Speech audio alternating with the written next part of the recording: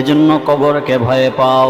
এই বান্দা, দুনিয়ার জমিনে তুমি কত বাহাদুরের সাথে চলো, কত তাকাব্বরি আর অহংকার নিয়ে চলছো হে মুমিন।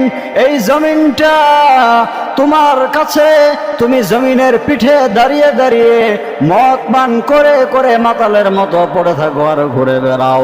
এই জমিনের মধ্যে বান্দা প্রত্যেকটা দিন এই জমিন আদম সন্তানদেরকে ডাকতে থাকে, হে আদম সন্তানেরা, তোমরা আমি জমিনের পিঠের উপর যেমনটা ভাবে তোমরা চলাফেরা করবা, যেমন আচরণ করবা, প্রত্যেকটার ফল কবরের ভিতরে বুঝতে পারবা।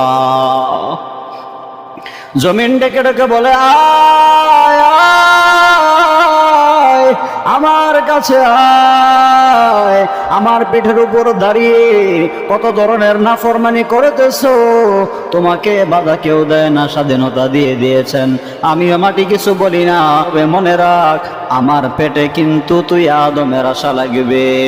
মিনহা খলাকনাকুম ওয়া ফিহা নুঈদুকুম ওয়া মিনহা নুখরিজুকুম তারাতান উখরা। যেই মাটির দ্বারা তোকে বানানো হয়েছে রে আদম, সময়ের বিবর্তনে, কালের বিবর্তনে তোর এই মাটির ভিতরেই কিন্তু তোকে আশা লাগবে। এজন্য মদের বোতল নিয়ে কত মাতলামি করেছো।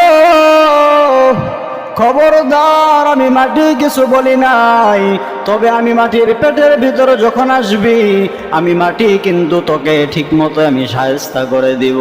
এজন্য বান্দা খবরদার, কবর থেকে পলায়ন করতে চাইলেও সম্ভব না, মৃত্যু থেকে যতই পলায়ন করো না কেন কোনো সম্ভব না।